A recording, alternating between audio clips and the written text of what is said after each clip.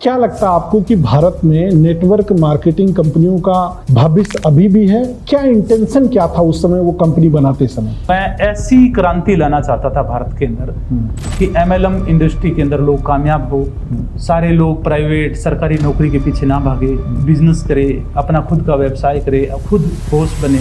जो कोई सरकार इस पे कोई गाइडलाइन बहुत बेहतरीन तरीके की बना दे तो नहीं कहा जा सकता कि लोग इस पे मूवमेंट करें। सरकार को एमएलएम की गाइडलाइन बनानी चाहिए, क्योंकि आज बेरोजगारी बहुत ज़्यादा है, सरकारी नौकरी है नहीं, प्राइवेट भी इतनी नहीं है, लोग बेरोजगार घूम रहे हैं, उनको कम से कम रोजगार तो मिले। कि जो ये मार्केट में रूमर्स है कि आपने 3,000 करोड़ रुपए का काम किया, ईडी ने भी आरोप लगाए हैं ऐसे कुछ, मतलब कि आपके इतने 1,000 करोड़ रुपए बैंकों में भी आपकी प्रॉपर्टियां और ये सब सीज पड़ा हुआ है। 1400-1500 करोड़ रुपए का बिजनेस अपने पास आया, वापस गया, आया, ट्रांजैक्शन हुई है। लोग बोलते हैं कि पैसा ये खा गए, फ्रॉड कर गए, तो खाते तो सारे सीज हो गए थे। एक अकाउंट ओपन था, उसमें 250 करोड़ रुपए थे, वो हमने मेरे अरेस्ट होने के बाद में भी लोगों को वापस दिया। आखिर में आपके जीवन में ये आध्यात्मिक मोड़ कब आया? बिजली चली गई, मैं ऐसे 8x8 का कमरा था जिसको सुरक्षा वार्ड बोलते हैं, उसमें मैं सो रहा था।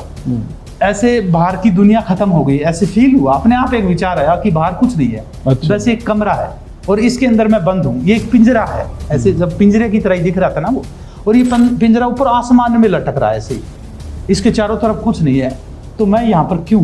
आपके हिसाब से एक ईश्वर की, एक अध्यात्म चेतना की परिभाषा क्या है? मौन है, एकांत है। जब आप एकांत में बैठ जाओगे, मौन में बैठ जाओगे, तो वही बचेगा। जब मौन हो जाते हो, सारे विचार भी जब बंद हो जाते हैं, वही परमात्मा। क्या लगता है आपको कि ऐसे किसी के ऊपर भूत आ सकता है या इनको झाड़ फूंक से दूर किया जा सकता है? ऐसा होता है कुछ? भूत तो मनुष्य ही है ना, भूत और कोई नहीं है। समय तो अभी आपकी दलित गुरु बनने की तैयारी चल रही है क्या? दलितों का गुरु बनना है आपको? नहीं, दलित गुरु बनने की तैयारी नहीं है। जिन लोगों को दबाया गया है, उन लोगों की मैं आवाज बना हूं, उन लोगों के लिए कोई बोल नहीं रहा है, उनके लिए मैं बोल रहा हूं। क्यों?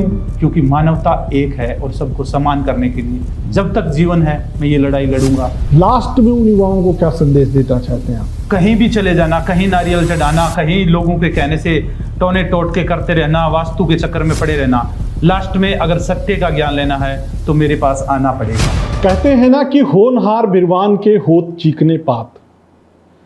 डेस्टिनी अगर आपके जीवन को कहीं ले जाना चाहती है तो वहां आपको पहुंचा कर ही रखेगी। ये मैं बात इसलिए बोल रहा हूं कि आज जिन महानुभाव से आपको मिलवाना चाहता हूं, यानी इस पॉडकास्ट के हमारे जो गेस्ट हैं, वो बहुत ही खास शख्सियत हैं। उनके भी जीवन में शुरू से लेके और आज जिस पायदान पर वो बैठे हैं, वहाँ तक बहुत सारे मोड़ आए। आज ऐसी एक शख्सियत से मिलवाना चाहता हूँ आपको, जिन्होंने हरियाणा के हिसार के एक छोटे गांव से जन्म लेकर, और कहते हैं कि सक्सेस के बड़े पायदान तक अपने आप को स्थापित किया। उसके बाद उनके जीवन में ऐसा कुछ मोड़ आया कि उन्होंने आध्यात्मिकता की राह भी पकड़ ली। तो बहुत स्वागत करता हूँ मैं इस खास पॉडकास्ट में परम गुरु जी का। परम गुरु जी, बहुत बहुत स्वागत है इस खास पॉडकास्ट में आपका। धन्यवाद। बहुत इंटरेस्टिंग जर्नी है महाराज जी आपकी, क्योंकि मैं, अगर आपको याद होगा तो मैंने 2017 में भी आपके साथ एक इंटरव्यू किया था। तब आप एक कंपनी के सीएमडी हुआ करते थे। आज अगर मैं आपको रिसर्च करके जब पढ़ रहा था तो मैंने देखा कि आपके तब से और अब तक बहुत सारे नाम बन गए हैं। कोई आपको परम गुरु कह रहा है, कोई राधेश्याम जी महाराज कह रहा है, कोई सीएमडी राधेश्याम कहता है आपको। तो आप हो कौन? आपको हम क्या कहें? देखिए, मैं कोई नाम नहीं हूँ। जैसे तुम्हारा नाम रोहित है, रोहित तिवारी तुम्हारा नाम है। अगर उस टाइम में जब तुम्हारा घर वालों ने नाम रखा था रोहित, उस टाइम में तुम्हारा नाम रख देते मोहित, तो आज तुम्हें सब लोग मोहित तिवारी कहते। ये जो नाम है, ये हमें संसार ने दिया है और ये हमारे जन्म के बाद में हमें नाम मिला है। तो जब हमारा जन्म होता है तब हमारा कोई नाम नहीं होता, लेकिन नाम हटाने के बाद में भी हम कुछ होते हैं, एक शरीर। और शरीर की अगर बात करें तो मैं शरीर भी नहीं कहूँगा अपने आप को, क्योंकि ये शरीर 5 तत्वों से बना है, अग्नि, पानी, मिट्टी और आकाश। और ये 5 तत्व मेरे जन्म से पहले भी थे और मेरे मृत्यु के बाद में भी रहेंगे। तो ना तो मैं नाम हूँ, ना मैं शरीर हूँ, और ना ही मैं मन हूँ। जब मैं संसार में था तो मन में विचार आते थे, वैसे वैसे हम करते चले गए। लेकिन जब अध्यात्म में बोध हुआ, आत्म बोध हुआ, तो अब मन भी छूट गया है। अब मैं खाली एक शून्य, एक स्पेस, एक यूनिवर्स, अस्तित्व आप मेरे को बोल सकते हो, और उसका कोई नाम तो चलिए, नहीं। जो दुनिया मान रही है आपको, वही हम भी कहते हैं। महाराज जी मान रही है आपको, परम गुरु जी के नाम से आप प्रचलित हैं। हाँ। आपकी रीलें भी लोग देख रहे हैं। मैं भी कल रिसर्च कर रहा था तो आपकी रील देखा भी। महाराज जी, ये पॉडकास्ट हमने जो है 3 भागों में रखा है। हम सबसे पहले ये समझने का प्रयास करेंगे कि एक बच्चा जब हरियाणा के एक छोटे से गांव में पैदा होता है, उसके बाद में उसके मन में इतनी बड़ी जर्नी का कैसे सोचना आ जाता है। दूसरा, हम आपकी सक्सेस के बारे में भी बात करेंगे कि आप इतने बड़े पायदान पर कैसे पहुंचे, और फिर आपके जीवन में क्या ऐसा परिवर्तन आया कि आपने सब कुछ त्याग करके आज इस चोले में आ गए और आप आध्यात्मिक के रास्ते पर चल निकले हैं। तो पहले आपके गांव से शुरू करते हैं। आपके जो मतलब आपने, वैसे भी मैंने देखा आपने कई जगहों पर पॉडकास्ट भी दिया हुआ है, लेकिन मैं ये जानना चाहता हूँ कि अगर आपके बचपन का नाम हम याद करें, वो भी भगवान कृष्ण से जुड़ा हुआ है, तो राधे श्याम जी का बचपन कैसे था? बचपन में वो कितने नटखट थे? क्या कृष्ण भगवान की जैसे ही नटखट थे? और फिर इतने बड़े पायदान पे जाने वाली जो सोच उत्पन्न हुई उस गांव में, वो कैसे हुई? तो पहले आपके बचपन से हम जानना चाहते हैं कि कैसे बीचा, पढ़ाई लिखाई कहाँ हुई आपकी, क्या आपके जीवन में घटित हुआ, वो थोड़ा बचपन का बताइए आपने। देखो, मेरा जन्म एक गांव के अंदर नहीं, गांव से अलग जो बाहर का एरिया होता है, जिसको हम पगडंडी ढाणी क्या बोलते पगडंडी हैं? ढाणी खेत बोलते हैं। हाँ। खेतों में मेरा जन्म हुआ था। हाँ। और मेरी यादाश्त की अगर मैं बात करूं, जहाँ तक मुझे याद आता है जो बचपन की बातें, तो कच्चे मकान हुआ करते थे, और उस टाइम लालटेन दिया रात को ये जलता था। और उस टाइम में जब बिजली आई थी, बिजली, तो यकीन नहीं होता था कि ऐसे भी रात का भी सूरज होता है क्या। हमने तो रात को अंधेरा ही देखा था। तो जब बिजली लगी तो 9 बजे लाइट जाती थी 5 मिनट के लिए, तो मुझे पता नहीं था कि 5 मिनट कितनी होती है। तो मैंने अपने पिताजी से पूछा था कि बिजली अब दोबारा कितनी देर में आएगी, तो बोले 5 मिनट में आएगी। तो मैंने कहा 5 मिनट कितनी होती है? तो उन्होंने मेरे को 2 थप्पड़ लगाए थे कि तेरे को 2-3 साल हो गए स्कूल जाते हुए, तेरे को पता नहीं 5 मिनट कितनी होती है। फिर जब 5 मिनट में बिजली आ गई तो फिर बोले इतनी होती है। फिर मैं समझ गया कि हाँ, इतनी 5 मिनट होती है। और उस ज़माने में फिर जब बिजली आई तो हमारे तो नहीं, क्योंकि मैं बहुत गरीब फैमिली से, बहुत ज़्यादा लो फैमिली थी कि उस टाइम में साइकिल भी नहीं होती थी परिवार के पास में। तो इतने गरीब थे, पैदल ही जाते थे 5-5, 10-10 किलोमीटर तक जब गांव शहर जाना होता था। टूटी फूटी सड़कें हुआ करती थी।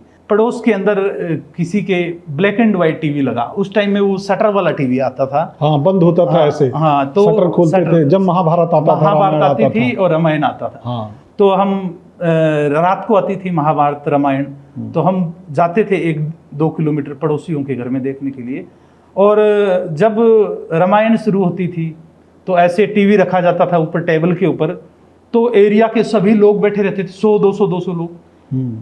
जब शुरू होती रामायण, जब बजरंग बली आते, हनुमान जी आते, तो सब लोग ऐसे हाथ जोड़ के बैठ जाते थे। ऐसा वो जमाना था। हाँ। महाभारत भी चलती थी। महाभारत में युद्ध का सीन आता था। जब युद्ध का सीन ना आता था, जैसे कोई गीता का उपदेश आ गया, हाँ। या धृतराष्ट्र की कोई बातें आ गई, संजय बता रहा है, तो ऐसे लगता था इस सप्ताह तो कुछ हुआ ही नहीं।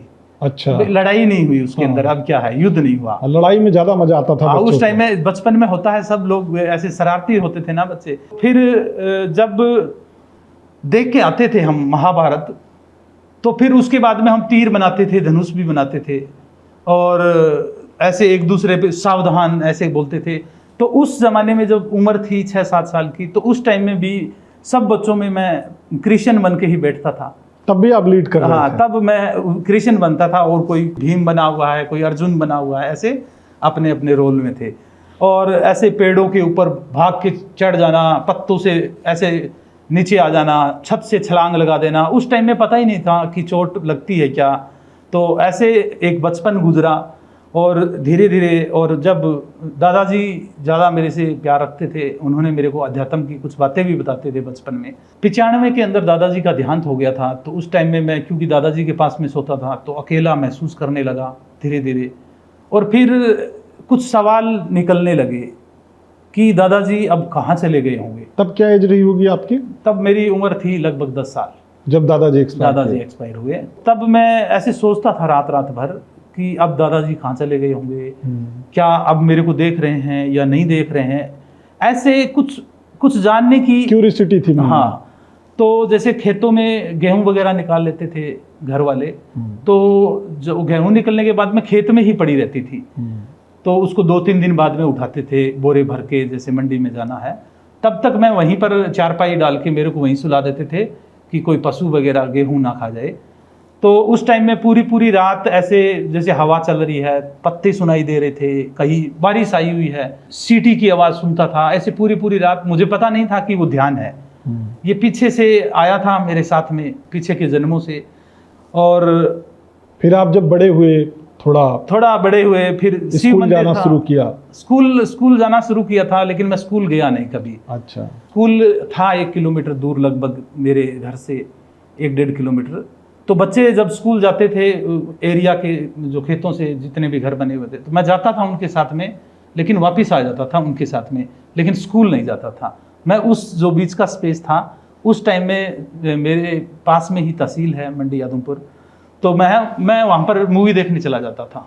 अच्छा। और जब वापस आता था, जब छुट्टी होती थी, इतने मूवी पूरी हो जाती थी, तो मैं बच्चों के साथ में वापस आ जाता। और मेरी जो पढ़ाई थी वो फिल्मों की ही पढ़ाई थी। जो मैंने हिंदी बोलना सीखा, चलना, कपड़े पहनने, लोगों से बात करना, ये पढ़ाई थी मेरी, फिल्मों से ही पढ़ाई हुई थी। अगर मैं 2 घंटे आज कोई पुस्तक ना पढूं, हमेशा से मैं जब स्कूल नहीं जाता था उस टाइम में कॉमिक्स पढ़ता था। अच्छा। चाचा चौधरी की कॉमिक्स पढ़ता था और कॉमिक्स पढ़ता था। तो बहुत सारी ऐसी किताबें आती थी या फिल्मों की किताबें आती थी, तो वो पढ़ लेता था उस टाइम में। और आज अगर बात करूं तो आज भी मैं पढ़ रहा हूं। जब बिजनेस में चला गया था तो बिजनेस की किताबें पढ़ी, अध्यात्म में आया तो अध्यात्म की आज भी पढ़ रहा हूं। धीरू भाई अंबानी कहते थे, पढ़े लिखे होना कोई जरूरी नहीं है, कोई मायने नहीं रखता, पढ़ते लिखते रहना मायने रखता है। तो मैं आज भी पढ़ रहा हूँ और पूरे यूनिवर्स की पढ़ाई की है, किताबों से और आत्मा से। तो ऐसा शुरू का सफर था। और नहीं, मेन पढ़ाई तो वही है, नहीं तो आज बच्चे डिग्रियां लेकर आज भी 10,000 की नौकरी कर रहे हैं, उनको नौकरी भी नहीं मिल रही है। बिल्कुल। क्योंकि मेन पढ़ाई तो आपके गुण से उत्पन्न होती है ना। प्रैक्टिकल फॉरेन में आज देखिए महाराज जी, प्रैक्टिकल सबसे ज्यादा करवाया जाता है। बिल्कुल। तो पढ़ाई तो दिल से की जाती है और प्रैक्टिस से की जाती है। 92 में मैं जब दूसरी कक्षा में था तो उस टाइम में मेरी शादी हो गई थी, 7 साल की उम्र में। अच्छा। बचपन में बाल विवाह हुआ था मेरा, क्योंकि जो बड़ी सिस्टर थी, बड़े भाई थे, उनके साथ उनकी शादी हो रही थी। तो मैंने पूछा था कि मेरी इतनी जल्दी शादी क्यों कर रहे हो? तो घर वाले बोले हम इतने गरीब हैं कि 10 साल बाद में ये हलवाई का, टेंट का, ये इतना महंगाई हो जाएगी, 50,000 1 लाख रुपए दोबारा नहीं लगा पाएंगे, तो अभी कर देंगे। तो उस टाइम में साथ में ही शादी कर दी थी। और उसके बाद में 95 में दादाजी का देहांत हुआ। और जब मेरी शादी की थी उस टाइम में जो रिश्तेदार आए थे, उन्होंने माला डाली थी, मेरे गले में माला डाली थी। तो 2-2 रुपए के नोटों की माला थी। तो वो जो माला के जो पैसे थे, धीरे धीरे करके मैं, घर वालों को पता ही नहीं चला, वो निकाल कर वो मूवी देखने के लिए जाता था। क्योंकि मूवी का उस टाइम में रेट था 3 रुपये।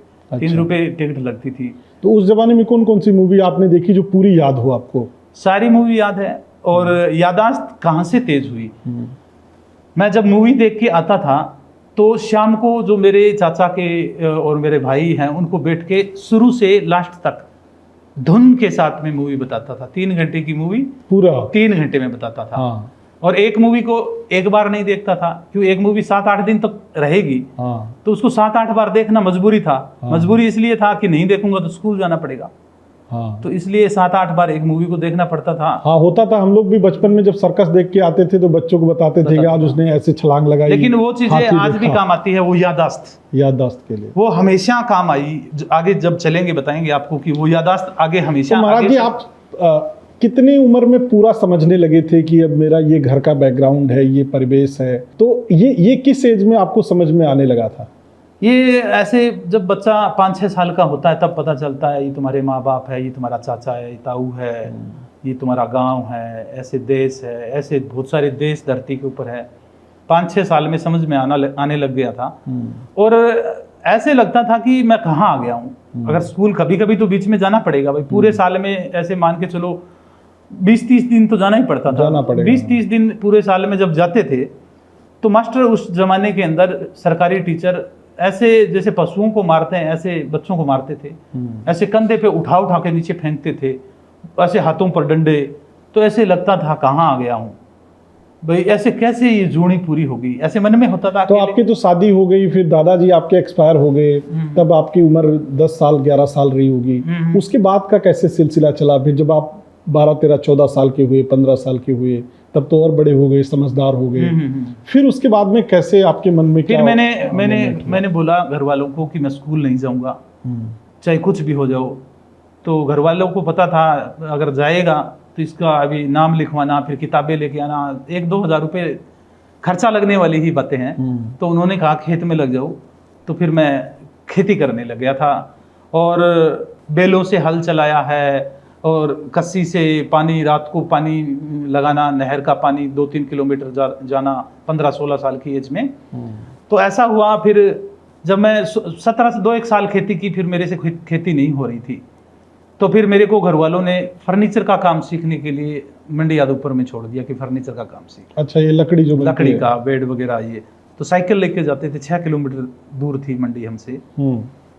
तो फिर लकड़ी का काम भी बड़ा कठिन था। तो घर वाले मेरे को ज़्यादा परेशान करते थे, रात को पानी लगाना, ये काम करना, यानी बहुत ज़्यादा काम था। तो मैं एक रात को घर छोड़ के गुड़गांव चला गया। तो उस ज़माने में घर वालों ने भी 2-3 दिन ऐसे सोचा आ जाएगा अपने आप, कहीं गया है। तो फिर पड़ोस में एक किसी के टेलीफोन हुआ करता था उस टाइम में, लैंडलाइन। तो फिर मैंने 3-4 दिन बाद में फ़ोन किया कि मैं गुड़गांव चला गया हूँ और मैं अपने आप आ जाऊँगा, मेरी चिंता मत करना। तो मैं 2 साल गुड़गांव रहा था, लगभग 16 साल की उम्र से लेके 18 साल की उम्र तक। तब तक आप गुड़गांव में रहे? गुड़गांव में रहा था और गुड़गांव के अंदर भी फर्नीचर का ही काम किया था मैंने। अच्छा। तो फिर वहाँ बीमार पड़ गया था। वहाँ पर क्या हुआ, फिर फर्नीचर का काम नहीं हो रहा था। तो जो एरिया था जहाँ मैं रह रहा था वहाँ बिहारी रहते थे, बिहार के लोग। अच्छा। तो मैंने वो दोस्त बन गए। मैंने कहा तुम क्या करते हो? तो वो बोले हम ट्रक लोडिंग का काम करते हैं। अच्छा। तो रोज के 100 रुपये मिलते हैं। तो मैंने उनको बोला कि मेरे से ये फर्नीचर का काम नहीं होता, तुम मुझे अपने लोडिंग में लगा लो। हाँ, लोडिंग में। तो ट्रक लोडिंग जब करने लगे तो वो जो ये पेटियां बनती है चादर की, इसकी कटी हुई पत्तियां होती है ना, इसकी लोडिंग थी। तो पूरे हाथ कट गए, दिन के 12 बजे तक बुखार हो गया। फिर मैं वापस कमरे पे आ गया। एक ही दिन गए थे लोडिंग? आधा दिन गया था। अच्छा। तो फिर उसने 50 रुपये भी दे दिए थे मेरे को आधे दिन का। फिर मैं आ गया वापस कमरे पर। फिर मैं 4-5 दिन तक बुखार में रहा। और जब बीमार होता है तो बच्चे को घर की तो याद आती है। तो मैं घर पे आ गया और जब घर पे आया तब मेरी उम्र कोई 18 साल के करीबन थी। तो जब घर पे आया तो घर वालों ने उस टाइम जैसे किडनैप करते हैं, किडनैप करके, और जो शादी हुई थी और तब तक ये 2004 की बात आ गई थी। अच्छा, तब तक आप 20 साल के समथिंग? हाँ, लगभग 20 साल, 19-20 साल का हो गया था। तो घर वालों ने जो शादी तो पहले हो ही रखी थी, तो वो बीवी के साथ में आना जाना, जिसको मुगलावा बोलते हैं, वो कर दिया था फिर। अच्छा। फिर गौना, हमारे यहाँ गौना बोलते हैं। हाँ, हो गया था। फिर 2004 की बात है, जून की 30 जून को ये हुआ। और फिर 2005 फरवरी के अंदर, लगभग 27-28 फरवरी की बात है, तब मैंने पहली बार MLM कंपनी की ज्वाइनिंग की थी। अच्छा। Multi level marketing. अच्छा। मेरे को किसी ने बताया। हाँ। मैं काम कर रहा था ऐसे ही, रात को लकड़ी का काम कर रहा था घर पे ही। अच्छा, आप वहाँ से लौट के आ गए गुड़गांव से, तो फिर लकड़ी का काम शुरू कर काम दिया करता रहा गाँव में। तो मैं रात को कर रहा था। तो मेरे ऐसे पड़ोसी ताऊ जी के लड़के, जिसको बोलते हैं हम, वो आया रात को 9 बजे मेरे पास। अच्छा। बोले कि कुछ लोग आए हुए हैं, मैं आपको मिलवाना चाहता हूँ। तो मैंने कहा चलो। तो मैं गया तो उन्होंने मेरे को MLM का प्लान बताया। मेरे को समझ में नहीं आया, लेकिन उन्होंने मेरे को ये बताया कि यहाँ एक कंपनी होती है और यहाँ एक दुकानदार होता है, लेकिन इस कंपनी से इस दुकानदार के पास में सीधा माल नहीं आता। इस कंपनी के पास में एजेंट होते हैं, एजेंट C&F को देता है, C&F रिटेलर को देता है। ऐसे रिटेलर से चेन से एक कस्टमर तक जाता है, जो रिटेल से जो लास्ट व्यक्ति है, जो 10 रुपए वाली चीज है वो ग्राहक को 100 रुपए में मिलती है, 90 रुपए बीच में खराब हो जाता है। तो मैंने कहा फिर हम क्या करें इसमें। वो कौन सी कंपनी थी, अगर यहाँ रिवील करना चाहें तो? वो RCM भीलवाड़ा की कंपनी थी। अच्छा। तो उन्होंने कहा ये जो बीच का पैसा है ना जो जा रहा है, यहाँ कंपनी सामान बना रही है, तुम सीधा खरीदोगे। जो पैसा बीच में जा रहा है, अगर तुम ये ऐड करते हो, लोगों को बताते हो, तो ये पैसा तुम्हें मिलेगा जो अमिताभ बच्चन को मिल रहा था। तो मैंने कहा ये तो बहुत बढ़िया बात है। तो फिर उन्होंने कहा आदमपुर मंडी में दूसरे दिन सेमिनार है एक, वो देखने चलो। अच्छा। तो मैं जब गया तो वहाँ पर 40-50 लोग थे। जींद से कोई सरदार जी आए थे वहाँ पर उस मीटिंग को देने के लिए, प्रेजेंट करने के लिए, जो उनके ट्रेनर या जो बॉस रहे होंगे वहाँ के।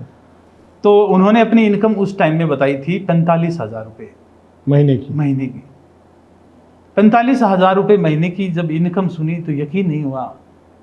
मैंने फिर बराबर वाले से पूछा कितनी बताई है, 4500 बताई या 45,000? उसने कहा 45,000 महीना। तो हाँ, बहुत बड़ी बात थी 2004-05 में। बड़ी बात थी 5 या 6 में। हाँ, बहुत बड़ी बात थी। तो फिर बार बार सेमिनार हो रहे थे, तो आप वहाँ जाने लगे? हाँ, जाने लगा। तो फिर मैंने भी ऐसे बताना शुरू किया लोगों को कि ऐसे ऐसे तुम जुड़ो। फिर मेरे साथ में 4 लोग जुड़े और मेरा पहला चेक आया 530 रुपये का। अच्छा, पहला चेक आरसीएम से 530 रुपये का।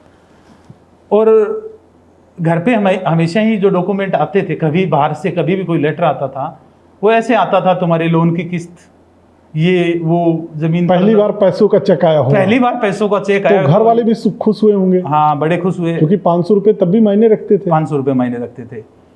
तो मैंने कहा कमाल हो गया, ऐसे भी पैसे आते हैं चेक से, सिर्फ बताने से। तो फिर मैंने बताना जब शुरू किया तो एक बार आदमपुर मंडी में एक बड़ा सेमिनार हो रहा था। तो तब तक मेरे को 4-5 महीने हो गए थे लोगों को, और उस टाइम में ये सिखाया गया था कि तुम्हें अंडर सेटिंग रखनी है, पैंट कोट टाई, ये ब्लैक जूते, सब कुछ। तो वो ऐसे मार्केटिंग वाले सूटेड बूटेड ही रहते हैं पूरा। गर्मी में भी कोट पहनते हैं। हाँ, गर्मी में हमारे यहाँ भी गांव में पहले गर्मी में लोग कोट पहन के आते थे, तो हम लोग जान जाते थे नेटवर्क वाले हैं, नेटवर्क मार्केटिंग वाले हैं ना। तो फिर उस टाइम में मेरे को बोला कि आज मार्केटिंग प्लान जो बताते हैं वो आप बताओगे। अच्छा। तो फिर जब मैं गया मार्केटिंग प्लान बताने के लिए और मार्केटिंग प्लान पूरा समझाया, आगे 200-300 लोग सुन रहे थे। जब मैंने उतरा तो लोगों ने खड़े होकर तालियां बजाई थी और सब लोगों ने कहा था कि इतना शानदार मार्केटिंग प्लान आज तक हमारी टीम में किसी ने नहीं समझाया है। बोलने की मेरे को बचपन से ही था, क्योंकि मूवी देखना, दोस्तों में डायलॉग मारना या कृष्ण का रोल करना, बोलने की आदत, पूरे दिन बोलने की आदत, स्टेज एड्रेस करने का।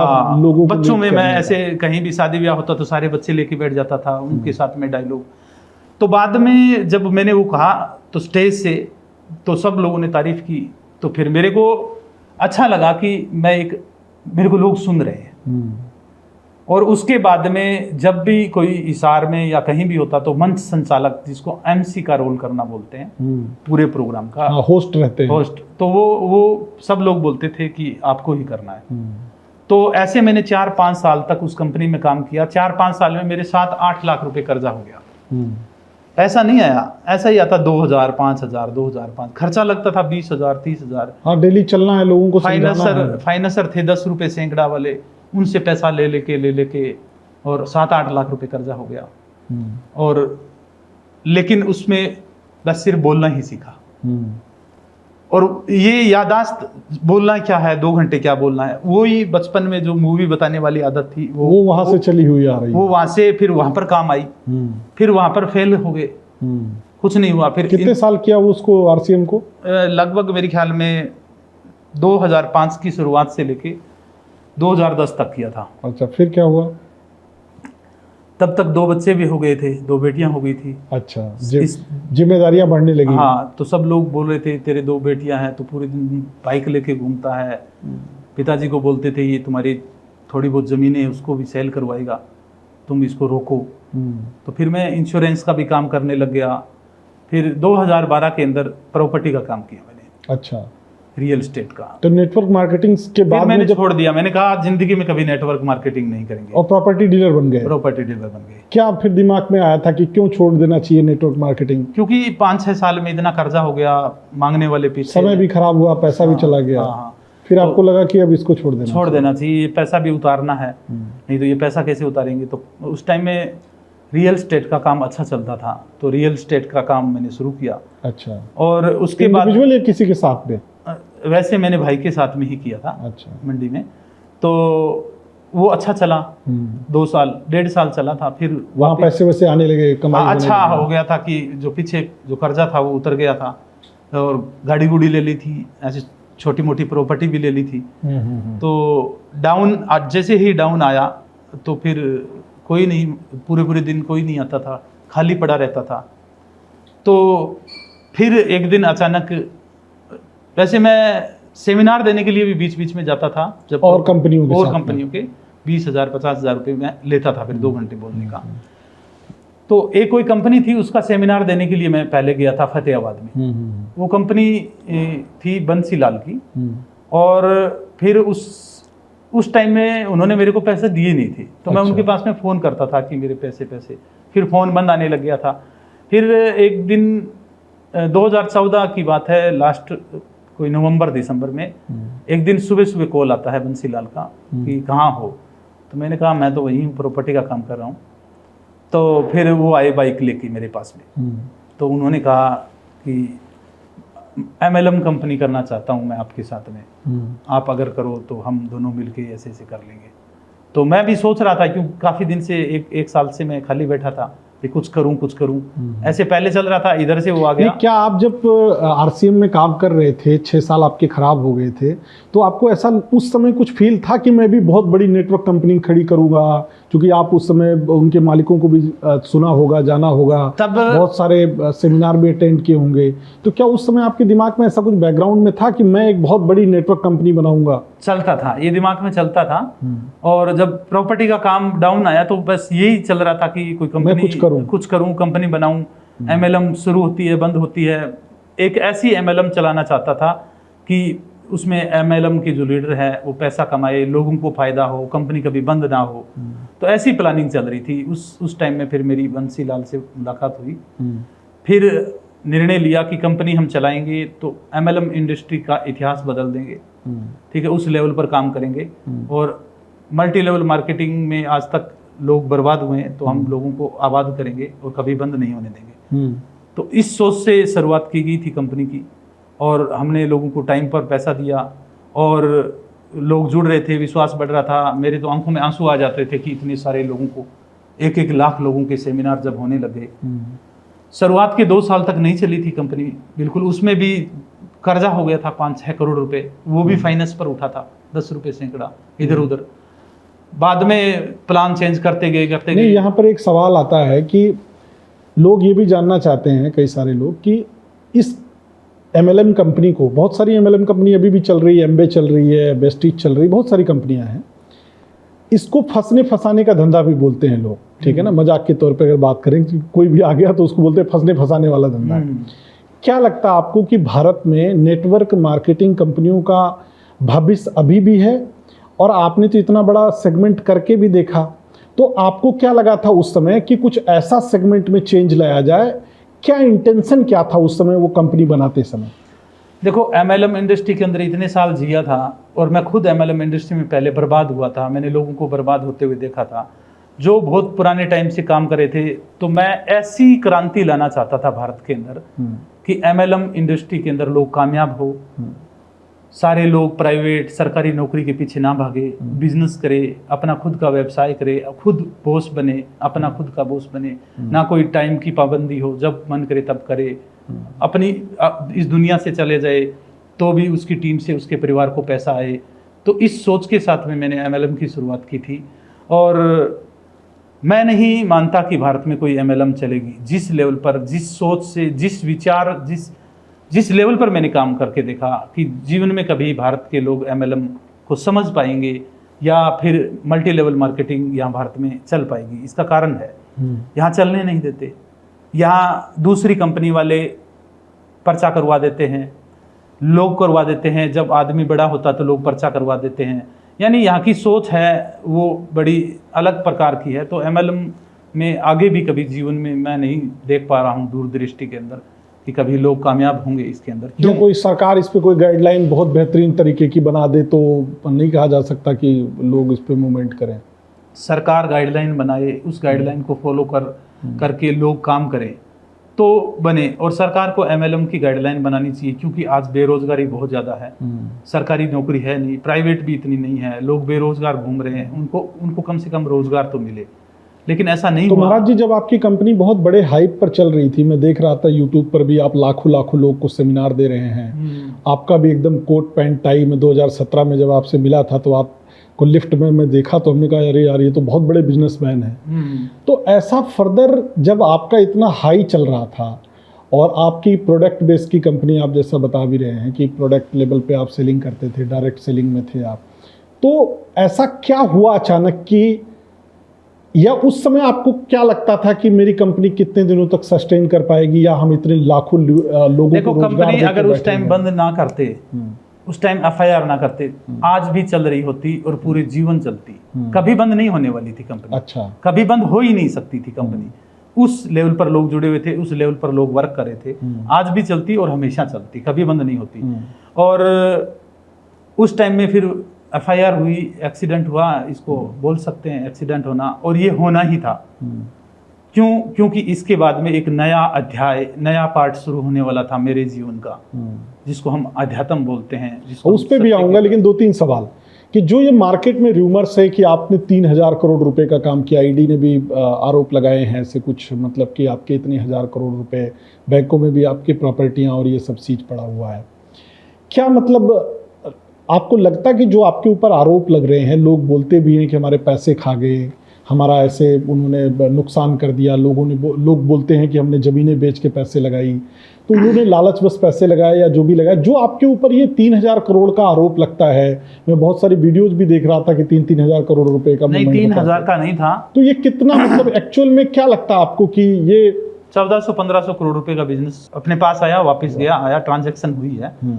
आईडी की बात करें भाई, आईडी सॉफ्टवेयर में इतनी 3,000 करोड़ की लगी हुई है, तो जैसे आप काम कर रहे हो तो आपके 10 लाख रुपए का कमीशन बन गया, तो आपने 10 लाख रुपए कंपनी से नहीं लिए, आपने उसकी जिनको पिन बोलते हैं, आईडी बोलते हैं, वो ले ली, और फिर लोगों से पैसा उठाया और वो 10 लाख अपने पास रखे और उनकी आईडी लगा दी, तो हमारे पास नहीं आया वो बिजनेस। इतना ही हुआ, 1,500 करोड़ के लगभग हुआ था, उसमें से अभी सीज भी पड़ा है और बाकी आना जाना भी हुआ।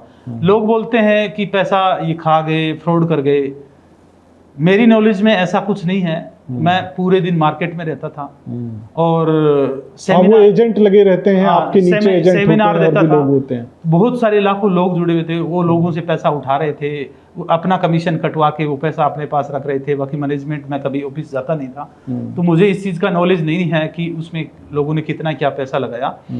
लेकिन कंपनी बंद हुई जिस दिन मैं अरेस्ट हुआ, उसके दूसरे दिन भी जो खाते में पैसा था, कहीं से मेरे को फ़ोन मिला किसी अधिकारी से, मैंने कहा एक बार फ़ोन, तो मैंने ऑफिस में फ़ोन किया था कि जितना पैसा वो लोगों को वापस डाल दो। तो खाते तो सारे सीज हो गए थे, एक अकाउंट ओपन था, उसमें 250 करोड़ रुपए थे, वो हमने मेरे अरेस्ट होने के बाद में भी लोगों को वापस दिया। तो इसका मतलब नियति थी आपकी कि लोगों के पैसे नहीं रुकने चाहिए, जिन लोगों ने बिजनेस किया, जिन लोगों ने आपके साथ इन्वेस्ट किया, उनके पैसे नहीं रुकने चाहिए।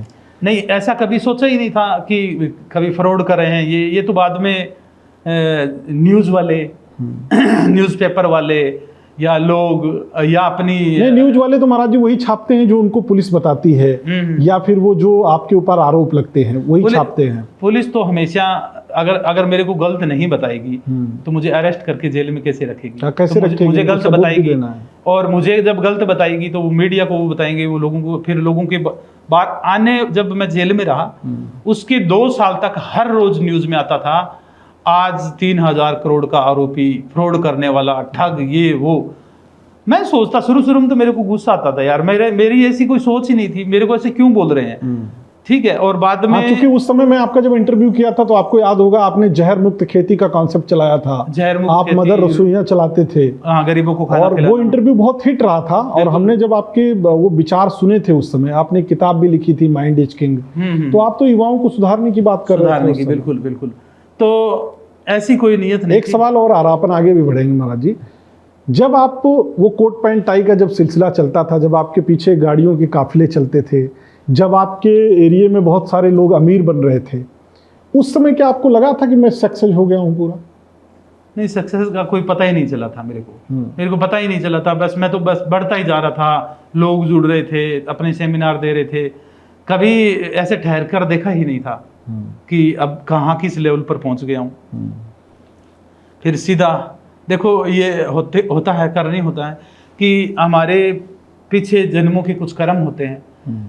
जैसे कोरोना काल आया, कोरोना के अंदर लोग मर रहे हैं, कोरोना दिखाई नहीं दे रहा है। हाँ, कहीं नहीं है। और अगर दिखाई देता तो कोरोना पर एफआईआर होती, पक्का एफआईआर होती, लोग उसको मारते मारते, जेल में डालते कि तू हमारे पास कैसे आ गया, इतने लोगों की हत्याएं कर दी, हत्याएं करती, तो उस पर एफआईआर हुई। लेकिन कोरोना क्या है, अदृश्य में दिखाई नहीं दे रहा है, तो उसको हम क्या बोलेंगे, लीला। समय जिसका आ गया वो जा रहे हैं। जन्म के साथ में ही मृत्यु निश्चित कर दी जाती है और पूरा जीवन निश्चित होता है। तो जो भी पैसा लोगों का लग गया, जो सीज हो गया ईडी के अंदर, वो कहीं ना कहीं हमारे पीछे जन्मों का अतीत में कुछ चीजें थी उसके कारण। और मेरे को ही क्यों चुना गया इस चीज के लिए कि इतना बड़ा ये कार्य होके बाद में मैं अंदर जब गया तो फिर अंदर ये बदलाव, ये अध्यात्म होना था। जब आप पहले दिन, जब कंपनी के ऊपर ये इंसिडेंट हुआ, पुलिस ने आपको अरेस्ट किया, आप जेल गए होंगे, क्या लगा था आपको? कुछ दिनों, शुरुआती दिनों में क्या लगा था कि कंपनी दोबारा से चालू होगी ये, या क्या होगा पूरा, या आपके माइंड में उस समय क्या थॉट प्रोसेसिंग चल रही थी? क्योंकि आपके पीछे तो जिम्मेदारियां भी बहुत सारे लोगों की थी। बहुत सारे लोगों ने यहाँ पर बाहर निकालने के लिए धरने रखे, रैलियां निकाली। और जब मेरे को हैदराबाद में पकड़ लिया गया था, तो हैदराबाद में ऐसा कोई होटल नहीं था जिसमें रूम मिल जाए। ऐसे 1-1 लाख 2-2 लाख लोग बाहर बैठे रहते थे जेल के कि उनको निकालो। तो मेरे अंदर भी ये था कि मैं जल्दी से निकलूं। और इनकी सबके पैसे और इनका जो मेरा जो परिवार, मैं परिवार ही मानता था जितने भी कंपनी के इतनी बड़ी जो संख्या में लोग थे, बिल्कुल। तो वो सारी चीज़ें मैं जल्दी से निकलना चाहता था। लेकिन उस समय का ऐसा था कि जमानत हो, आगे एफआईआर हो जाए, फिर जमानत हो, फिर आगे एफआईआर हो जाए। ऐसा होता चला गया होता ही चला गया और ये समय गुजरता चला गया। तो आप फिर जेल में गए। जेल में मुझे लगता है आपको 4.5 साल समथिंग रहना पड़ा, 4 साल समथिंग। 4 साल 3 जो मैं महीने रिसर्च कर रहा था, तो मुझे भी पता लगा कि 4 साल से ऊपर ही रहना पड़ा था, 1-2-3 महीने। आखिर में आपके जीवन में, चूंकि आप तो जेल में थे, खाली समय था बहुत ज़्यादा, आखिर में आपके जीवन में ये आध्यात्मिक मोड़ कब आया कि अब मुझे ये सब कुछ नहीं करना? चूंकि एक व्यक्ति कोट पैंट टाई वाला बिजनेसमैन बन के गया, तो मेंटेलिटी तो वही रहती है, काफिलों में चला हुआ, लाखों लोगों का संबोधन, और पैसा करोड़ों में आ रहा है, बिजनेस बड़ा हो रहा है, कंपनी बढ़ रही है, लोग भी अमीर बन रहे हैं। उस माइंड सेट के व्यक्ति के जीवन में कब आध्यात्मिक परिवर्तन का मोड़ आया पहली बार? एक रात थी जब मैं सो रहा था, अचानक बिजली चली गई थी और बाहर बारिश हो रही थी, बहुत तेज हवाएं चल रही थी। तो जब बिजली चली गई तो मैं ऐसे 8x8 का कमरा था, जिसको सुरक्षा वार्ड बोलते हैं, उसमें मैं सो रहा था। तो ऐसे बराबर में जंगले जो सरिये हैं वो जेल के, और उसके आगे एक छोटा बरंडा था और उसके ऊपर भी सरिये थे। ऐसे सोते सोते पारदर्शी ऊपर आसमान दिख रहा था। तो मैंने सोचा, मैं ऐसे बाहर की दुनिया खत्म हो गई, ऐसे फील हुआ, अपने आप एक विचार आया कि बाहर कुछ नहीं है। अच्छा। बस एक कमरा है और इसके अंदर मैं बंद हूँ, ये एक पिंजरा है। ऐसे जब पिंजरे की तरह ही दिख रहा था ना वो, और ये पिंजरा ऊपर आसमान में लटक रहा है ऐसे, इसके चारों तरफ कुछ नहीं है, तो मैं यहाँ पर क्यों हूँ? ऐसा अपने आप विचार आया, फील हुआ। तो फिर दूसरा विचार आया कि कंपनी की तो मैं जेल में हूँ। तो फिर मैंने कहा, जब मेरा जन्म हुआ वो मेरी मर्जी से नहीं हुआ था। मैं तो इस जीवन में पाया, जब 4-5 साल का हुआ तब पता चला मेरे को कि ये माँ बाप है, ये है। पाया मैं इस जीवन में, और मैं आया और मैंने अपने जीवन को पीछे मुड़कर देखा एक पिक्चर की तरह, तो अपने आप होता चला गया था। भाई एक बच्चा दौड़ते दौड़ते आज यहाँ पर है। तो ये कोई मेरी तो मर्जी नहीं थी, मेरा जन्म ही क्यों हुआ? अगर जन्म ही ना होता तो क्यों इतनी सारी ये कंपनी करनी पड़ती? क्यों मैं जेल में आता? क्यों लीलाएं होती इतनी? तो फिर इस विचार ने तो मेरा जीवन बदल दिया कि मैं जैसे आया हूँ जीवन में, ऐसे ही एक दिन इस जीवन से आउट हो जाऊंगा। तो फिर मैं हूँ कौन? मैं कौन हूँ? जब अपने आप से जब मैंने पूछा, और बाद में इस चीज की तो ऐसी तलब लग गई कि मैं हूँ कौन। मैं बोलता था कि मैं कौन हूँ, मैं पूछ लेता था, एक दूसरे हंसते थे, देखो खुद का ही पता नहीं है रियल में मैं कौन हूँ। इस शरीर के अंदर जो बोल रहा है, देख रहा है, जिसको भूख लग रही है, ये बाद में जब आदमी डेड हो जाता है तो ये कहाँ चला जाता है। अच्छा। ये सवाल जब मेरे उठा तो फिर मैंने शास्त्र किताबें पढ़नी शुरू की। अच्छा। तो अलग अलग धर्मों की सभी किताबें पढ़ दी। कुरान भी पढ़ा आपने? कुरान पढ़ा, बाइबल पढ़ा, बाला और मर्दाना की एक रचना लिखी हुई है बाबा नानक जी, वो पढ़ी, कबीर जी, बुद्ध के बारे में पढ़ा, और छोटी भगवत गीता अर्थ श्लोकी है, इसको तो मैं 500 बार पढ़ चुका था, हर रोज एक बार। अच्छा, ये 2 गीता बार, गुटका 3 जो बार आता है। छोटे वाली। हाँ। तो इसको ऐसे 500 बार पढ़ा। तो एक दिन मैं ऐसे 1-1.5 साल हो गया जब सत्य की खोज कर रहा था, तो एक दिन रोने लग गया मैं। प्रार्थना की मैंने परमात्मा से, रोया मैं कि हे परमात्मा, अगर तुम हो तो कहाँ हो, कहाँ से बैठकर इस सृष्टि को चला रहे हो तुम, और कण कण में हो तो मुझे दिखाई क्यों नहीं दे रहे। मैं रोया और मैंने कहा कि मुझे आज इस चीज़ का आप बोध करो, नहीं तो मैं कल सुसाइड कर लूँगा, मर जाऊँगा। अच्छा, जेल में ही ये थॉट चल रहा है आपके? ये थॉट चल रहा। तो उस दिन मैं ऐसे ध्यान की अवस्था में बैठा, ध्यान लगाने की होता है कि ध्यान का मतलब होता है विचार शून्य हो जाए, ना शरीर का पता चले ना मन का पता चले। हाँ। तो ऐसे सांसों पर ध्यान लगाना होता है कि सांसें आ रही है, सांसें जा रही है, सांसें आ रही है, सांसें जा रही है। थोड़ी देर हम ध्यान लगाएंगे तो फिर हम उस शून्य की अवस्था में चले जाते हैं। उस दिन मेरे साथ में समाधि घटी। समाधि का मतलब होता है समाधान, इस जीवन का समाधान हो गया। और समाधि का मतलब है जब आदमी मर जाता है तो मरे हुए आदमी के ऊपर समाधि बनती है। यानी आप यूं कह सकते हो कि सांसें तो चलती रहती है, या सांसें ऐसे चलती कि सांसों का भी पता ही नहीं चलता। मतलब उस दिन आपको आत्मबोध हो गया, आत्म का ज्ञान हो गया। आत्मबोध हुआ मुझे, और जेल में ही? हाँ, जेल में। आत्मबोध होने के बाद में फिर मैंने भगवत गीता पढ़ी, तो फिर मैं रोया, क्या ये बात थी। पूरी ऐसे क्लियर हो गया, जैसे प्रकाश हो गया, जैसे इस संसार का सोपन टूट गया और मैं कौन हूँ, कहाँ से आया हूँ, वो सारी बातें क्लियर हुई।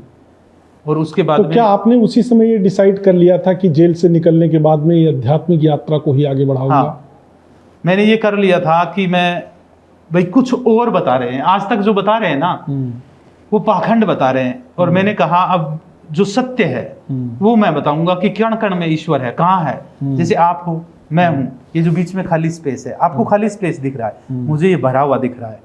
जैसे सागर में मछली होती है, ऐसे ही इस भाव सागर में, इस यूनिवर्स के अंदर हम हैं। हमारे आंखों के इतने नजदीक है ये ईश्वर, सांसों से भी नजदीक है, हमारे भीतर ईश्वर है। यानी हम इसके अंदर ऐसे हैं जैसे सागर में घड़ा रखा हो, उसके अंदर भी पानी है, उसके बाहर भी पानी है। ऐसे हमारे अंदर भी परमात्मा है, बाहर भी परमात्मा है, निरंकार है, सर्वत्र व्याप्त है। और ये शरीर यही टूट जाता है, जैसे पानी में घड़ा टूट गया, टूटते ही मन में विचार है, उस इच्छा के कारण दूसरा शरीर मिलता है, फिर टूटता है ये शरीर, यानी गिरता है, फिर वो तरंग बचती है, वो फिर जन्म मांगती है। अगर वो तरंग ना बचे, अगर विचार ना बचे, तो ये अस्तित्व ही हम हैं, तू ही मैं हूं। तो जब आपके मन में विचार आया, आपने गीता भी लिखी, आपकी गीता औरों की गीता से अलग कैसे है? देखो, अगर गीता पहले किसी ने लिखी होती तो 5 साल तक मैं 18-18 घंटे इस गीता को ना लिखता। पहले किसी ने लिखा ही नहीं है, सब सारी चीजें गलत बता रखी है।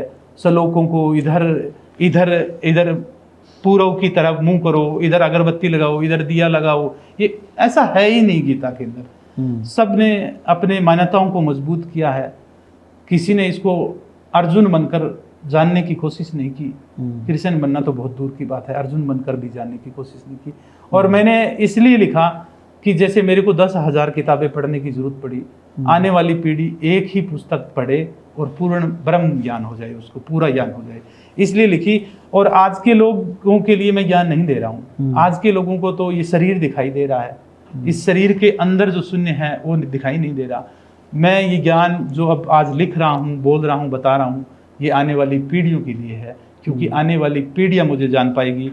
जान इसलिए पाएगी कि आने वाली जब पीढ़ी आएगी तब तक मैं नहीं रहूँगा, और जब ये व्यक्ति जब मिट जाता है उसके पीछे से तो सभी लोग उसको मानते ही हैं। तो मैं आपकी वीडियोस देख रहा था, तो आप निरंकार और शून्य पर बोल रहे हैं कि प्रभु निरंकार हैं, कुछ भी नहीं है, सब निराकार है, सब शून्य है, जैसा कि अभी आप बता भी रहे थे। तो आपके हिसाब से एक ईश्वर की, एक अध्यात्म चेतना की परिभाषा क्या है, क्या डेफिनेशन है आपके हिसाब से?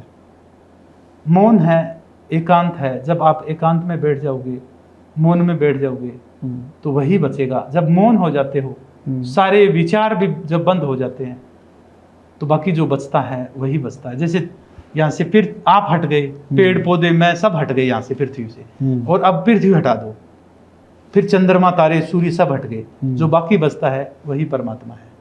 परमात्मा कोई व्यक्ति नहीं है, मतलब निराकार है परमात्मा। निराकार है, जिसका कोई आकार ना हो। हर जगह, माइक में भी है, टेबल में भी सब है, जगह, चेयर में कण-कण भी पे, है, सब जगह। वही स्पेस जो आप शून्य की बात बिल्कुल समझा बिल्कुल। रहे हैं।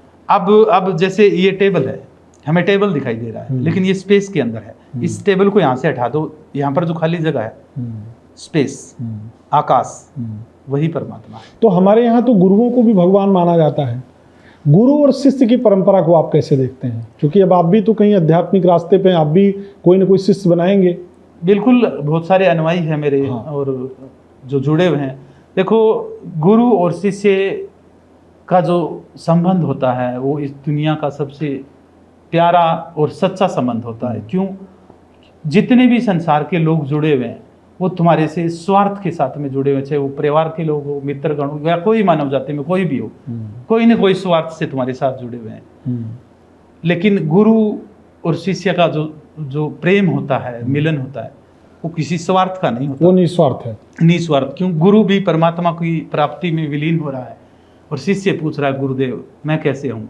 ठीक तो बात है, दोनों एक ही रास्ते पे हैं। गुरु को आनंद आता है कि अच्छा तुम भी आना चाहता है, हाँ मेरे प्यारे, वहां लेके चलता हूँ जहाँ वैकुंठ है, कहीं और नहीं, यही। लेकिन महाराज जी, आजकल के तो शिष्यों में भी अहंकार है, और अहंकार आज मनुष्य को इतना सताता है कि अहंकार से सब लोग ग्रसित हैं। मैं अगर अपनी बात करूं तो मेरे अंदर में भी कभी कभी ईगो आ जाता है। तो ईगो को कैसे खत्म किया जाए, अहंकार को कैसे खत्म कर सकते हैं? तभी तो आप अध्यात्म के रास्ते पे आएंगे। अब क्योंकि कहीं ना कहीं आपने भी तो अहंकार को मारा होगा, तभी आप यहाँ तक पहुंचे। जब मैं था तब हरि नहीं, अब हरि है तो मैं नहीं। मैं मतलब अहंकार।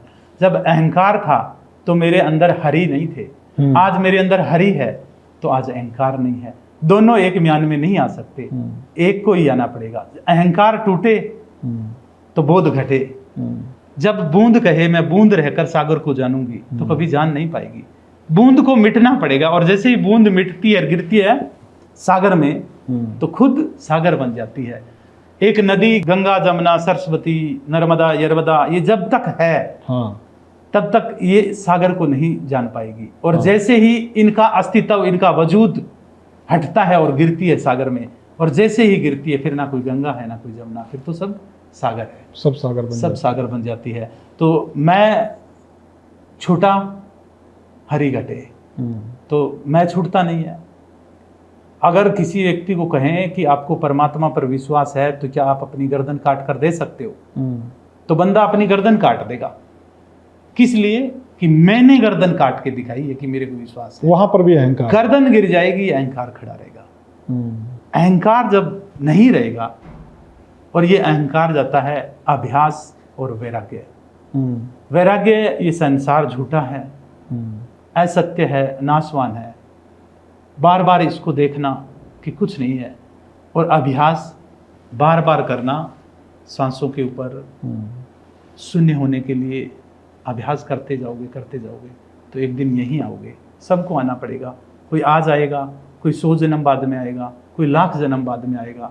मार्ग यही है, और कोई दूसरा मार्ग नहीं है मुक्त होने का। तो क्या महाराज जी, हमारे देश के जो युवा पीढ़ी है, क्योंकि मैंने देखा आपके साथ में भी बहुत सारे युवा जुड़ रहे हैं, तो क्या युवाओं को भी अध्यात्म के रास्ते पर लाया जा सकता है? इनके ब्रेन को, इनके माइंडसेट को परिवर्तित किया जा सकता है? क्यों नहीं किया जा सकता? आज क्योंकि आप देख रहे हैं हरियाणा और पंजाब का जो युवा है वो मैक्सिमम नशों की तरफ भी जा रहा है, और वो भटकाव के वजह से जा रहा है। क्योंकि अध्यात्म में आएगा तो नशा मुक्त रहेगा। बिल्कुल बिल्कुल। तो इनको कैसे लाया जा सकता है? युवा को, आज के युवा नारियल चढ़ा दो, प्रसाद चढ़ा दो, ऊपर बैठे हैं, उस खंड में बैठे हैं।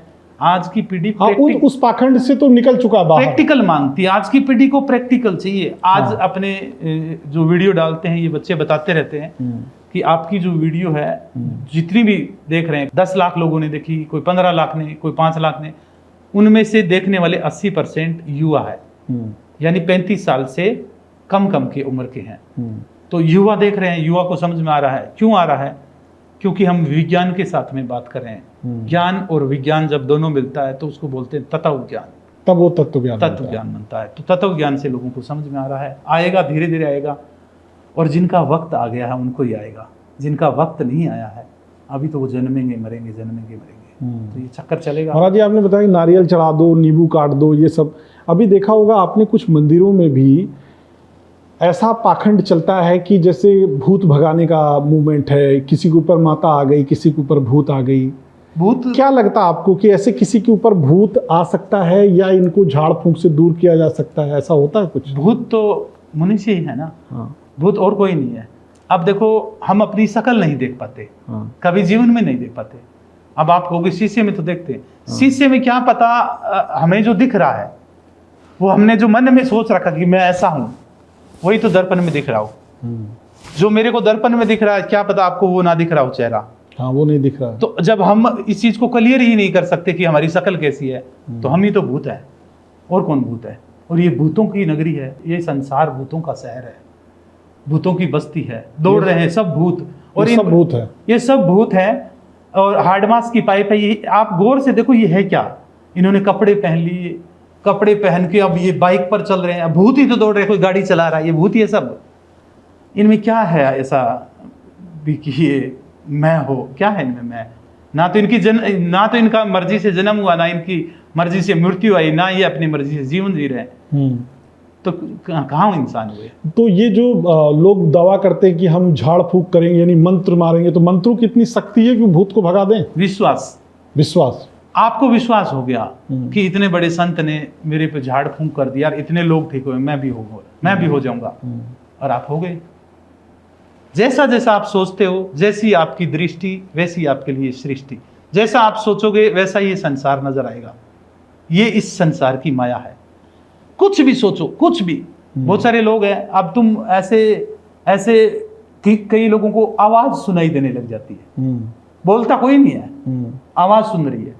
मन में जैसा वहम हो गया कि मुझे कुछ सुन रहा है, तो उसको सुनने लग गया। अब किसी को लगता है कि यहाँ भूत है, तो यहाँ पर भूत का मतलब उसके मन में है ना, वही आगे पिक्चर बन गई, तो यहाँ भूत भात। तो महाराज जी, आपने तो कृष्ण से यात्रा शुरू करके कृष्ण से शुरू की, गीता भी लिखा आपने। आप आजकल दलितों पे बोलने लगे, आप रविदास जी पर ज़्यादा बोल रहे हैं, कबीर पर ज़्यादा बोल रहे हैं। कबीर पर मैंने आपके नहीं, मैं निरंकार के ऊपर बोलता हूँ। और गीता के अंदर भी कहीं भी ऐसे नहीं कि आप मंदिरों में जाओ, ये करो, नारियल चढ़ाओ। कोई भी एक श्लोक में पूरा चैलेंज करता हूँ पूरे विश्व में कि एक भी ऐसा श्लोक बताएं गीता के अंदर कि नारियल चढ़ाने की बात है। वहाँ युद्ध हो रहा है, अर्जुन को बता रहे हैं कि तुम ये तुम्हारे सामने दृश्य रूप जो गीता तो टोटल कर्म पर और निरंकार के ऊपर है बताई गई है। यानी तुम इच्छा ही ना रखो, इच्छा ही नहीं तो जन्म नहीं होगा, मुक्त हो गए, इसी अस्तित्व में बन गए। और कृष्ण ने विश्व रूप दिखाया कि ये चांद तारे सूरज मैं हूँ, यानी ये स्पेस। तो ये बताने की जब अच्छा, तो कृष्ण ने भगवान ने जो इनको अर्जुन को रूप दिखाया था विश्व रूप, वो ऐसे विराट रूप में ये चांद तारे ये स्पेस दिखाया था। बिल्कुल। आप ध्यान की अवस्था में कभी मेरे साथ में बैठना, जो भगवान श्री कृष्ण ने रूप दिखाया था विराट रूप, वो रूप इस अस्तित्व का ध्यान समाधि में तुम भी देख सकते हो। मेडिटेशन यही होती है कि उस रूप को तुम अपने भीतर देख पाओ। तो कभी भी देखना, कभी समय तो अभी आपकी दलित गुरु बनने की तैयारी चल रही है क्या? दलितों का गुरु बनना है आपको? नहीं, दलित गुरु बनने की तैयारी नहीं है। भगवान बुद्ध ने बताया, जो गीता में बताया गया है वही ठीक है, और यही कबीर जी ने बताया, यही संत रविदास जी ने बताया, और यही मैं बता रहा हूँ। बिल्कुल, ये शुरू से मैंने जब वीडियो बनानी शुरू की है, जब तो ये मूंछ दाढ़ी भी नहीं थी, आज से 3 साल पहले। आप पुराने चैनल है परम धाम का, उस पर उठाकर देखो कि आज तक जितनी भी वीडियो डाली गई है, तो ये जो संत बता रहे हैं यही डाली गई है। और दलित समाज के ऊपर मैं इसलिए काम कर रहा हूँ कि मैं पिछले 40 साल से देख रहा हूँ, मुझे ज्ञान हो गया है, तो इस चीज को मैं लेके चलूँ कि अगर 5 तत्व से ही सब लोग बने हुए हैं, तो इसमें इतनी छुआछूत क्यों है? तो अब कोई जीवन का मकसद है, अब मेरे जीवन का ये मकसद है कि अगर मैं ये ज्ञान देना चाहूँ या ना दूँ, अगर मैं मेडिटेशन करवाऊँ, जैसे मैं ये करवाता हूँ लोग 51 हज़ार में, या एक एक दो दो 5-5 लाख रुपए में 3-3 दिन की मेडिटेशन करवा रहे हैं। अगर मैं करवाना चाहूँ तो बहुत बड़े अमीर लोग आ जाएंगे मेरे पास में, मैं सोशल मीडिया पर कोई भी कैंपेन चला के मैं लोगों को बुला सकता हाँ, हूँ, बुला सकते हैं, बुला सकता नॉर्मल सी बात है। लेकिन मुझे उन चीज़ों की ज़रूरत नहीं है। मैंने उन लोगों को चुना है कि अगर मैं नहीं चुनूंगा तो आज उनका सहारा कौन बनेगा। मैं उन लोगों का सहारा बना हूँ, उन लोगों की आवाज़ बना हूँ, उन जिन लोगों को दबाया गया है उन लोगों की मैं आवाज़ बना हूँ, उन लोगों के लिए कोई बोल नहीं रहा है उनके लिए मैं बोल रहा हूँ। क्यों? क्योंकि मानवता एक है और सबको समान करने के लिए जब तक जीवन है मैं ये लड़ाई लड़ूंगा, और जब मैं चला जाऊंगा तो मेरी आवाज़ ही मेरी तो आप तो पहचान। लोगों को खुलेआम ये बोल रहे हो कि मंदिरों में नहीं जाना चाहिए, और आपने प्रेमानंद जी के गुरु के ऊपर भी एक वीडियो बनाया और उसमें भी बोला कि मंदिरों में पाखंड चल रहा है। तो ये जितने मंदिर हैं, मठ हैं, ये सब झूठे हैं क्या? इनमें नहीं जाना चाहिए? देखो, परमात्मा कण कण में है। अब ये स्पेस, ये एक बोतल है, ये बोतल, इसका ये स्पेस है, ये इसके अंदर भी है, इसके बाहर भी है। तो अब मैं कहूं कि इस बोतल वाले स्पेस के अंदर ही परमात्मा है और कहीं नहीं है इस स्पेस में। तो ये तो एक दुकान हो गई ना। अगर इसके अंदर है, मंदिर में है, हाँ ठीक बात है, तो बाहर एक पशु है, वो तड़प रहा है, भूखा मर रहा है, एक गरीब है जिसके पास में कपड़े नहीं है, उनके धड़कते हुए हृदय के अंदर जिसको परमात्मा दिखाई नहीं दिया, तो पत्थर की मूर्ति में क्या खाक परमात्मा नजर आएगा उसको? वहां लेकिन कैसे आ सकता? हमारी तो आस्था है ना, हम तो जाएंगे। लोग बोलते देखो, भाई मेरी आस्था है। अगर आप तो आप कौन होते हो डिसाइड करने वाले? मेरे कहने पर हाँ। आप नहीं रुक रहे हो, हाँ। नहीं समझ रहे हो, तो जाओ। मैंने आपका कौन से दिन हाथ पकड़ा? मैं तो उन लोगों को बता रहा हूं जो ये ज्ञान समझ रहे हैं कि मैं बता क्या रहा हूं। बाकी सर के ऊपर से जा रहा है, मैं उनके लिए तो बोल ही नहीं रहा हूं। मैं उनके लिए बोल रहा हूं कि वो इससे आगे जानना चाहते हैं। वो फिर मेरी बात सुनते तो वो समझते अच्छा ये तो मैं सोचता था ये, लेकिन मेरी ये बात क्लियर नहीं हुई थी। तो मैं तो उनको बता रहा हूँ, और जिनको नहीं सुनना है वो तो ब्लॉक कर दो, उनके सामने मेरी रील ही नहीं आएगी, वीडियो ही नहीं आएगी। क्यों सुन रहे हैं मेरे को? सुनना तो वो चाहे ना जिसको परमात्मा चाहिए, और जिनको पाखंड चाहिए वो ब्लॉक कर दो। मेरे को क्या जरूरत है मेरे को सुनने की? बड़ी बात बोल रहे हैं आप। हाँ तो बड़ी है, आपके लिए बड़ी है, जो भी है बस बात खत्म है। तो आपके हिसाब से गुरु का कार्य केवल मार्ग दिखाना है या मोक्ष तक पहुंचाना है? देखो, गुरु वही है जो संसार का बंधन तोड़ के और अपने शिष्य को मुक्त कर दे। और एक गुरु का यही होता है कि जितने भी शिष्य हैं उनको शिक्षा दे कि ये जैसे रात का स्वप्न था ऐसे ही ये दिन का स्वप्न है। रात का स्वप्न आपने देखा तब हकीकत था, सुबह उठकर तुमने देखा झूठा था। और आज से पहले आपने हजारों बार स्वप्न देखा, लेकिन आज रात को फिर देखोगे, तुम्हें पता है झूठा था, फिर देखोगे। ऐसे अब से पहले बहुत बार जन्म लिया और हर बार पाया झूठा था, और अब फिर तुम वही सपना देख रहे हो। तो मैं तुम्हारा सपना, तुम्हारी निंद्रा तोड़ रहा हूँ। और जो निंद्रा तोड़ना चाहता है उसको मेरी बात समझ में आ रही है, और जिनको नहीं समझ में आ रही है तो वो तो गालियां देते। पहले मैंने ऐसा कभी नहीं देखा था, अब मेरी बात समझ में नहीं आई आपको, या ये पॉडकास्ट देख रहे हैं उनको समझ में नहीं आई। समझ में नहीं आई तो कोई बात नहीं, अभी पता नहीं गहरी बात होगी या बाबा जी की बात ठीक होती है। लेकिन आजकल कमेंट में लोग गालियां देते, और मेरी वीडियो पर नहीं, और भी बहुत सारे संत हैं उनके भी, और गालियां भी माँ बहन की देते हैं।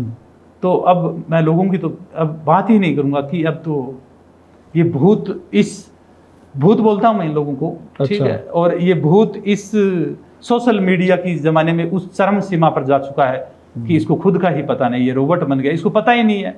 पहले बुजुर्ग होते थे, अगर बोल देते थे ना तो किसी संत को तुम ये, या उस संत का ऐसा, तो मुंह में से थू कैसे पाप लगता है ये, यानी बच्चा भी बोल देता था। अब तो सब गालियां निकाल रहे हैं अपनी, और हमारा देश स्वतंत्र है, कुछ भी बोल सकता है। अगर कुछ भी बोल सकता हूं तो मैं बोल रहा हूं, तो जिनको अच्छी लगेगी वो कमेंट में कर दे, और जिनको अच्छी ना लगे तो उनको क्या मतलब है। और वो भी बोले, उनकी बात अगर जिनको अच्छी लग रही है वो सुने, जिनको नहीं लग रही है वो मत सुने, तब तो है स्वतंत्र।